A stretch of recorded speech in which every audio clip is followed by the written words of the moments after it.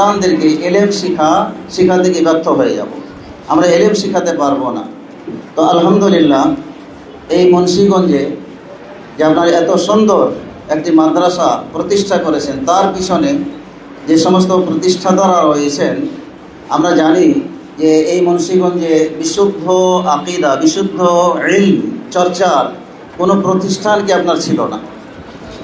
একমাত্র ঘরোয়াভাবে আপনার এই মুন্সিগঞ্জে প্রথম বিশুদ্ধ আকিদা, বিশুদ্ধ চিন্তা চেতনা এগুলো আপনার যিনি চর্চা করতেন, তার নাম ছিল আপনার কি সাইদ মোস্তফা। আপনারা জানেন অনেকেই যে কলেজের প্রফেসর, তিনি জমিয়তে আহলে হাদিসের সাথে খুব গভীর একটা সম্পর্ক ছিল। তার বাসাতে বড় বড় আলেমদেরকে নিয়ে আসার পরে মুন্সিগঞ্জের কিছু দিনী ভাই তার দাওয়াত গ্রহণ করে তারা সেখানে কী করতো, প্রোগ্রাম করত। তো তার একটা স্বপ্ন ছিল যে এই মুন্সিগঞ্জে আপনার যে এরকম বিশুদ্ধ আকিদার একটা প্রতিষ্ঠান কি হবে। কিন্তু বড় দুঃখের বিষয়, আফসোসের বিষয় যে তিনি তার সেই আশা পূরণ করতে পারে নাই।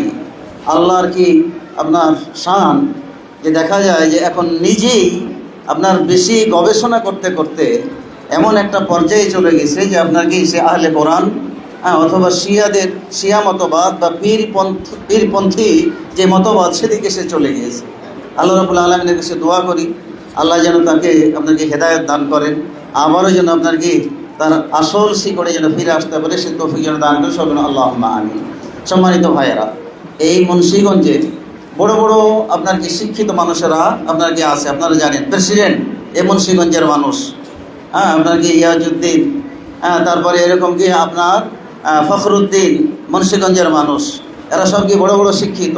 এক সময় শামসুল হুদা নাকি যেন ছিল, শামসুল ইসলাম, সেও কি আপনার এখানকার মন্ত্রী ছিল। তাই এরকম বড় বড় পদে আপনার কি তারা আপনার কি ছিল, এই মুন্সিগঞ্জের মানুষ ছিল। তো আমরা আশা করতেই পারি যে আল্লাহ রাব্বুল আলামিন এরকম একটা প্রতিষ্ঠান কবুল করেছেন, যেই প্রতিষ্ঠানের মাধ্যমে আমাদের অত্র অঞ্চলে আপনার মানুষের আকিদা, ঈমানকে বিশুদ্ধ করবে, খাঁটি বানাবে, এরকম একটা প্রতিষ্ঠান আল্লাহ রাব্বুল আলামিন প্রতিষ্ঠা করার তৌফিক দিয়েছেন। তো এই মাদ্রাসা যারা প্রতিষ্ঠা করেছেন, স্বপ্ন বাস্তবায়িত হয়েছে। এটা আমাদের জন্য বিশাল একটি নিয়ামত। এই নিয়ামতকে টিকিয়ে রাখতে হলে যারা প্রতিষ্ঠাতা আছেন, দেখেন তারা তাদের অর্থের কি তারা চিন্তা ভাবনা করেন নাই। তারা আপনার নিজেদের পকেটের, নিজেদের সম্পদ থেকে ব্যয় করে জায়গা কিনে আপনার কি মসজিদ নির্মাণ করেছেন, মসজিদের উপরে কি মাদ্রাসা নির্মাণ করেছেন। এর পাশাপাশি আস্তে আস্তে কি আপনার এই মাদ্রাসাকে বড় করার কি তারা চেষ্টা করে যাচ্ছেন। আপনার 1 থেকে নিয়ে এখন 6ষ্ঠ শ্রেণী পর্যন্ত ছেলেদের মাদ্রাসা। এর পাশাপাশি আলহামদুলিল্লাহ মহিলা মাদ্রাসাও কি আপনার প্রতিষ্ঠা করেছেন, সেটাও কি আপনার 7ষ্ঠ শ্রেণী পর্যন্ত।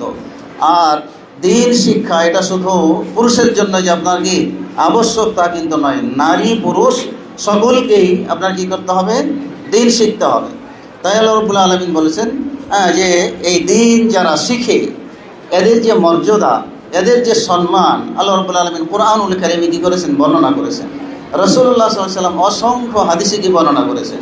তাহলে এখন যারা ভালো চিন্তা ভাবনা করে এই প্রতিষ্ঠান গড়লেন, এখন আমরা যারা আপনার এই অঞ্চলের মানুষ আছি, অভিভাবক যদি আসে, তাহলে অভিভাবকও কি একটা বড় পাঠ যে আমি আমার সন্তানকে কোথায় পড়াবো, কোন শিক্ষা প্রতিষ্ঠানে দিব, এই চিন্তা ভাবনা প্রত্যেকটা অভিভাবক যারা আমরা আছি, মা এবং বাবা আছি, আমাদের চিন্তা করতে হবে, ভাবতে হবে যে আমি আমার সন্তানকে কোন জায়গায় দিলে তার পরকাল আপনার কি হবে, ভালো হবে, তার পরকাল সুন্দর হবে। এই চিন্তা আমাদের প্রত্যেকের আপনার কি করতে হবে।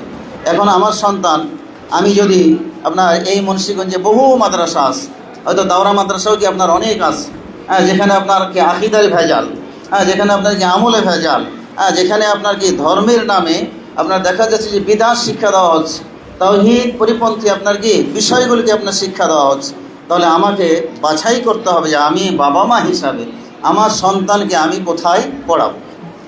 তাহলে আপনার অভিভাবক একটা প্রতিষ্ঠানের জন্য জরুরি বিষয় যে অভিভাবকেরা যদি আপনার কি প্রতিষ্ঠানে আপনার কি তার সন্তানকে আপনার না দেয়, তাহলে আপনার ভালো শিক্ষক নিয়োগ দেওয়া হলো, ভালো আপনার কি পরিচালক কি আপনার কমিটি আছে, কিন্তু অভিভাবকেরা সন্তানকে আপনার দিচ্ছে না, তাহলে ওই প্রতিষ্ঠানকে